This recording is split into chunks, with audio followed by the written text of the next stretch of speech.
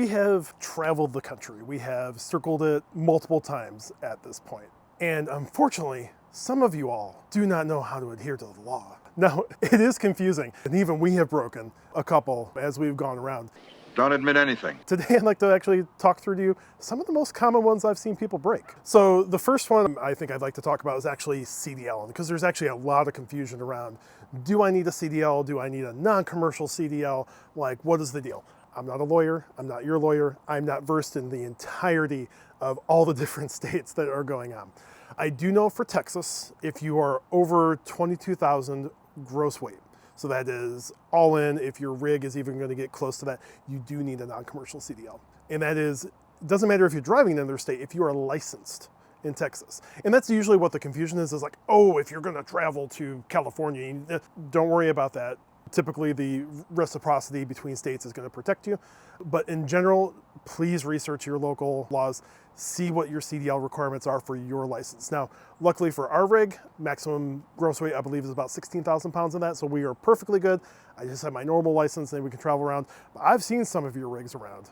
I've seen some of those Class A's. I've seen some of those massive fifth wheels and semi-like things. Just research your local laws, know what you're getting into before you get pulled over. There are all these differences between where you're domiciled and licensed and where you're traveling.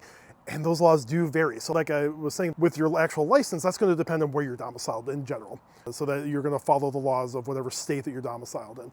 However, if you're towing, if there are specific laws to a state for towing, like there are some states that allow triple towing. I don't know if I ever would, but everybody's going to do their own thing. There's all sorts of, just different kinds of laws for like that you need to adhere to. Like for instance, in California, when you're towing, you got to go 55 on the interstate. That's just the law. Doesn't matter where you're from. It's just going to be the law for towing in that state. And let me tell you, I saw a lot of RVs on the side of the road pulled over in California because they were towing and they were going down about 75 miles an hour. Traffic laws are all going to be very, very local. So your licensing is going to depend on your domicile, but all the traffic laws and things like that are going to depend on where you're driving. And it does behoove you to understand what you're doing, or at least to learn some of the differences between states. And there are lots of websites and videos that do that a lot better than I can. Maybe we'll link to a couple down in the description below for you, so you can kind of review that. But specifically, if you know, oh, I know I'm going to be going through California, Google it. Ask ChatGPT, ask somebody that knows. Go research before you get pulled over by chips and then you're really having a bad day. And honestly, also just some of the checkpoints and stuff. Like I was actually amazed driving to Texas. We went through several vegetable checkpoints that they're like, if you have something bigger than a pickup, just that, that you have to pull over. And I was always waved through. They did not care.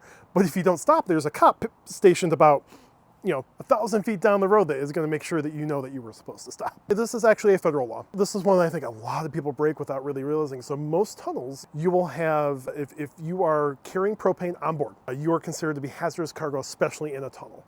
And that is basically for fire risk. So if there's an accident or something like that, you don't want propane blowing up or something like that in there. And usually there will be signs directing you around. I know the big one we saw everybody violating it was in Alabama. One big one I saw was driving along I-10 through Alabama and through Mobile. There's a tunnel through there. And there is specifically a sign that says hazardous cargo. You basically got to go the long way around to get through here, or you can go through the tunnel. And specifically, and I saw lots of people violating this, is like if you have onboard propane, you're not really supposed to go through that tunnel. It's a short tunnel. Nothing's probably going to happen. But technically, that is violating the law if you were to do that. So you've probably heard a lot of people say, go slow. Don't rush.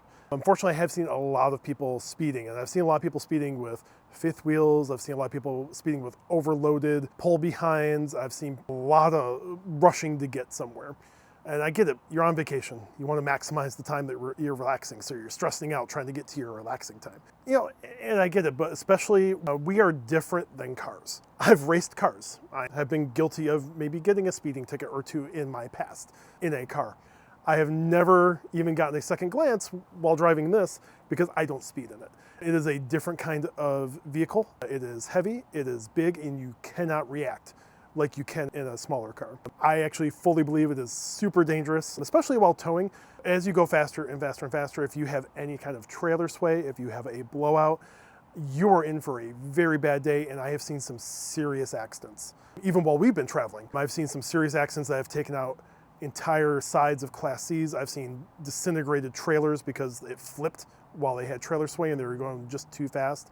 Going through mountain passes, I've seen people just flying. Actually, we almost got taken out by a commercial driver that was flying down a mountain pass. He was riding his brakes and like faded them or something. I don't know, but he almost took us out because he wasn't paying attention. He was going too fast and he just lost control. So that is something that I feel very strongly about, is that when you're driving an RV, when you're driving something heavy and large, it is up to you to be safer than everybody else and to be better than everybody else. This is one's not necessarily about driving the RV, it's about when you get there. So there are two things that I see people break a lot.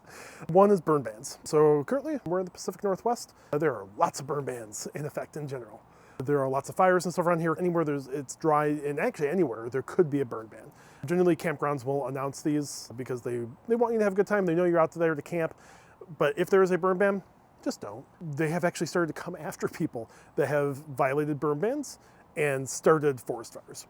So you don't want to be the person on the hook for potential loss of property and lives. Just don't do it.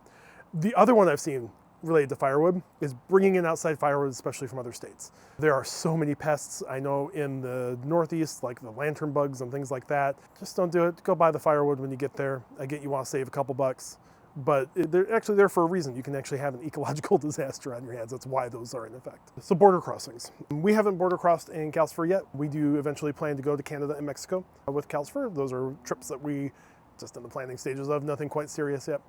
So when you are crossing, declare. Even when you're going between states, coming into California, they want to know what you have. They don't care if you have grocery store lettuce or something like that, but tell them that you have it. Tell them that you have a bottle of wine. Tell them that you have this and that, because if you don't, and they decide to do a bit of a more detailed search because you're acting a little bit shifty, you're going to be having a bad day. Just say, hey, got a couple bottles of wine when we stopped at the winery. Is it a big deal? And I've never been stopped. Even in a car, being like, oh yeah, I picked up a couple bottles, and they're like, yep, whatever. I've come back from multiple trips in airplanes and been like, oh yep, I have this and that, and I bought this, and I bought these clothes, and they're like, okay, yep, you're good. You're not the people that they're after. I mean, if you're carrying $20,000, you might have a slightly more questioning. But just declare what you have that you remember. If you genuinely don't remember, I think that's going to be fine. But don't lie, because it's never going to go well for you. Yeah, so I'm gonna hedge myself like crazy on this one. I am, again, not a lawyer. I'm certainly not a constitutional lawyer. But if you are carrying firearms in your RV, just know where you are allowed to go. Particularly if you have to be licensed, if you don't have to be licensed, if you have to be registered in the state that you're carrying through. I know a lot of people are like, well, I'm traveling. What they mean by that is you're literally just transiting through. Like if you're staying overnight or you're in an RV or something, it's going to be a completely different thing. There are all sorts of arguments all over the internet. Don't go on Reddit looking for this. You'll have a bad time. Consult specifically the state specific to this. See what they require. See what they need. A lot of times, all you need to do is register with them if you are carrying a firearm. There's going to be all sorts of differences there, whether it's concealed, whether it's just in your motorhome, just in case, whether it's open carry. Everything varies so much between all of the states that you just really need to know the locale dependent issues that you're going after. Do your research. Do not assume that you can just carry your firearm because it's your home. So I'm sure you all have seen lots of other law violations in your days. Maybe you've violated one or two yourself and don't think it's a big deal. Let us know in the comments. What did I miss? What other ones should I be on the lookout for? Which ones do you think I'm violating?